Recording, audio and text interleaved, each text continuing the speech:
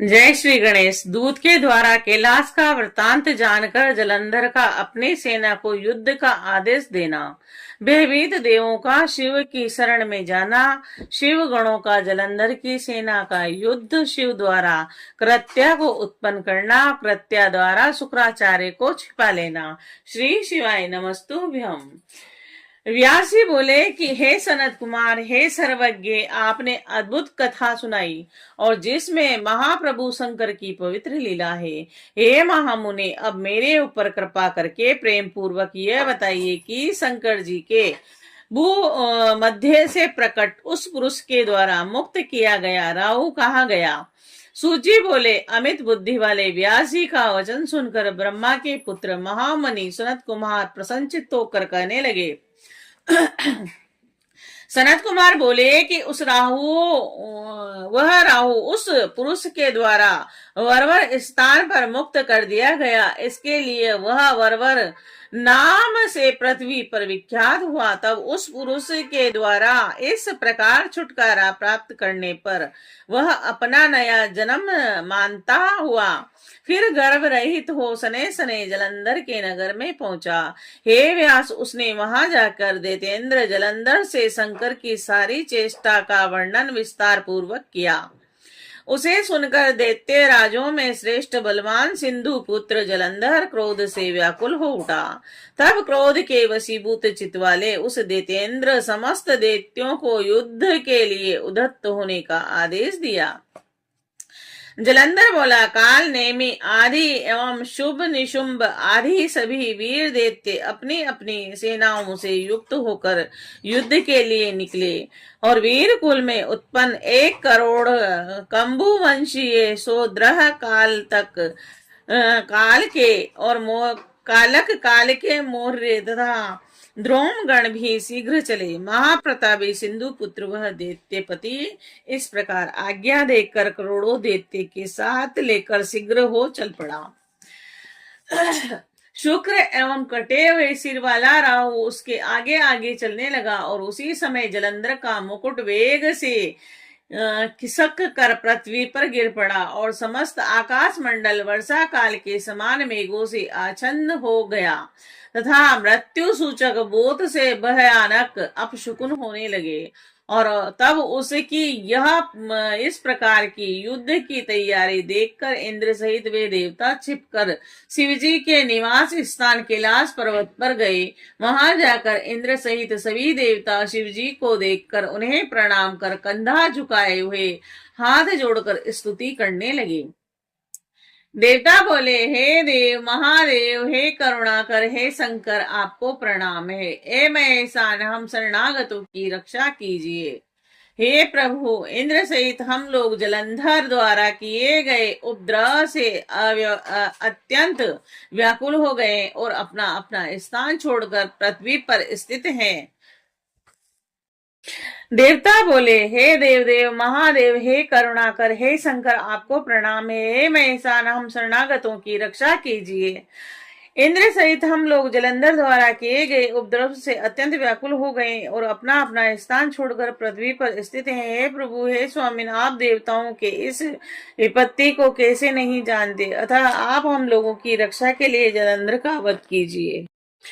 हे नाथ, आपने जो पूर्व समय में हम लोगों की रक्षा के लिए विष्णु जी को नियुक्त किया था, इस समय भी वे रक्षा करने में समर्थ नहीं है, अतः वे भी उनके अधीन होकर लक्ष्मी के साथ उनके घर में रहते हैं और हम देवगण भी उनके वशवती होकर वहीं रहते हैं। हे शंभु, हम लोग छिपकर आपकी शरण में आए हैं और इस समय वह बलवान जलंधर आपसे युद्ध करने के लिए आ रहा है। अतः है स्वामिन, है सर्वज्ञ, आप शीघ्र ही युद्ध में उस जलंधर का वध कीजिए और हम शरणागतों की रक्षा कीजिए।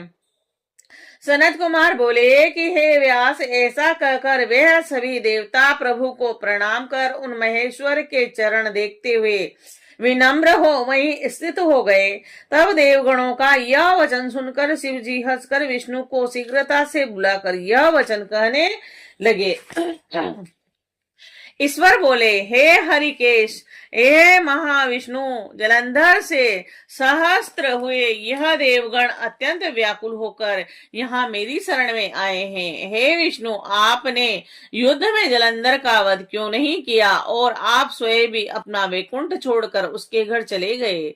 स्वयं स्वतंत्र होकर विहार करने वाले मैंने दुष्टों के निग्रह के लिए तथा सज्जनों की रक्षा के लिए आपको नियुक्त किया था। सनत कुमार बोले, शंकर का यह वचन सुनकर गरुड़ ध्वज विष्णु विनम्र हो सिर झुकाए हुए हाथ जोड़कर कहने लगे। विष्णु जी बोले, हे प्रभु, आपके अंश से प्रकट होने तथा लक्ष्मी जी का भाई होने के कारण मैंने युद्ध में उसका वध नहीं किया, अतः आप ही इस दानव का वध कीजिए। हे देवेश, वह महाबली तथा महावीर दानव सभी देवता तथा अन्य लोगों के लिए भी अजय है। मैं यह सत्य कह रहा हूँ, देवताओं सहित मैंने बहुत समय तक उसके साथ युद्ध किया, परंतु मेरा कोई भी उपाय उस दानव श्रेष्ठ पर नहीं चला। उसके पराक्रम से संतुष्ट होकर मैंने उससे कहा, वर मांगो, तब उसने मेरा वचन सुनकर यह उत्तम वर मांगा। हे महाविष्णु, आप देवताओं एवं मेरी भगिनी लक्ष्मी के साथ मेरे घर में निवास करें और मेरे अधीन रहें। अतः मैं उनके घर चला गया। सनत कुमार बोले कि विष्णु जी का यह वचन सुनकर दयालु तथा भक्त वत्सल वह महेश्वर शंकर अति प्रसन्न होकर हंसकर कहने लगे। महेश्वर बोले, हे विष्णु, हे सूर्यश्रेष्ठ, आप मेरी बात को ध्यान पूर्वक सुनिए। मैं महादैत्य जलंधर का वध करूंगा, इसमें संदेह नहीं है, और उस असुरपति को मारा गया समझकर आप भय रहित हो अपने स्थान को जाइए और सभी देवताओं भी भय मुक्त तथा संदेह रहित होकर अपने स्थान को जाएं। सनत कुमार बोले कि महेश्वर का ऐसा वचन सुनकर रमापति विष्णु संदेह रहित हो देवगणों के साथ अपने स्थान को चले गए।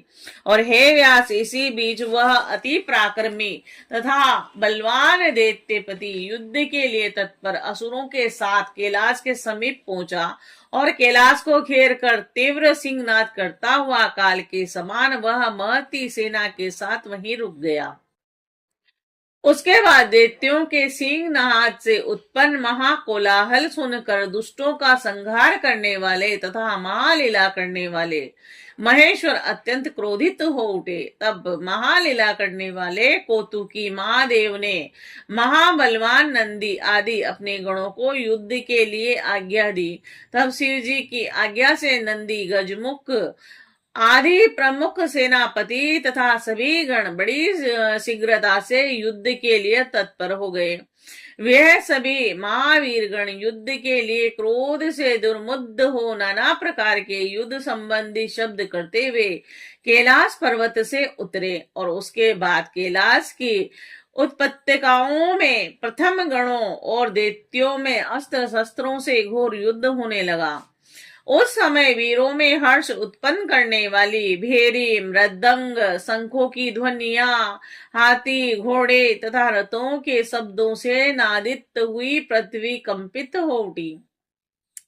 शक्ति तोमर, बाण, मूसल, प्राश एवं पट्टिशों से आकाश मंडल मोतियों से भरा हुआ जैसा लगने लगा। मरे हुए हाथी, घोड़े एवं पैदल सेनाओं के द्वारा पृथ्वी पर इस प्रकार पट गई कि जैसे पूर्व समय में इंद्र वज्र से आहत हुए पर्वतराजों से पटी हुई थी। और उस समय प्रथमों के द्वारा मारे गए दैत्यों एवं दैत्यों के द्वारा मारे गए प्रथमों के मज्जा, रक्त एवं मांस के कीचड़ से पृथ्वी व्याप्त हो गई और इसमें उस पर चलना असंभव हो गया। तब शुक्राचार्य प्रथम गणों के प्रभाव से बारंबार जिलाने लगे और उन्हें इस प्रकार जीवित होते देखकर व्याकुल तथा भयभीत सभी गणों ने देव शिव जी के शुक्राचार्य की सारी घटना निवेदित कर दी। यह सुनकर भगवान रुद्र ने अत्यधिक क्रोध किया और दिशाओं को प्रज्वलित करते हुए वे भयंकर तथा अत्यधिक रौद्र रूप वाले हो गए। और उस समय रुद्र के मुख से महाभयंकर कृत्या प्रकट हो गई और ताड़ वृक्ष के समान उसकी जांघें थी, गुफा के समान उसका मुख था तथा उसके स्तंभ से बड़े बड़े वृक्ष टूट जाते थे। हे मुनि सप्तम, महाभयंकर वह कृत्या बड़े वेग से युद्ध भूमि में आ गई और महान असुरों का भक्षण करती हुई विचरने लगी। इसके बाद वह निर्भय होकर शीघ्र ही वहां जा पहुंची जहां महान दैत्यों से घिरे हुए शुक्राचार्य थे। और हे मुने, वह अपने तेज से आकाश एवं पृथ्वी को व्याप्त कर शुक्र को अपने गृहादेश में छिपाकर आकाश में अंतर्ध्यान हो गई। और तब युद्ध दुर्मुद्ध दैत्य सेना के वीर शुक्राचार्य को तिरोहित देख कर मलिन मुख होकर रणभूमि से भागने लगे। शिव गणों से भयभीत हुई असुरों की सेना वायु के वेग से बिखरे हुए तृण समूह की भांति भागने लगी। इस प्रकार गणों के भय से दैत्यों की सेना को छिन्न भिन्न होते देखकर सेनापति निशुंभ, शुंभ एवं कालनेमी को महाक्रोध हुआ और उन महाबली तीनों सेनापतियों ने वर्षाकालीन मेघ के समान बाणों की वृष्टि करते हुए गणों की सेना को भगाना प्रारंभ किया और उन असुरों के बाण सलबस समूहों की भांति आकाश तथा सभी दिशाओं में व्याप्त कर गणों की सेना को कपाने लगे। सैकड़ों बाणों से बिधे हुए तथा रुधिर की धारा बहाते हुए शिवगण वसंत ऋतु के किंकुश के पुष्प की भांति सुशोभित हो रहे थे और उन्हें कुछ भी ज्ञात न हो पा रहा था। इस प्रकार अपनी सेना को छिन्न भिन्न होते देखकर कुपित हुए गणेश, कार्तिकेय एवं नंदी आदि महाक्रोध कर बड़ी शीघ्रता से उन महादैत्यों को रोकने लगे।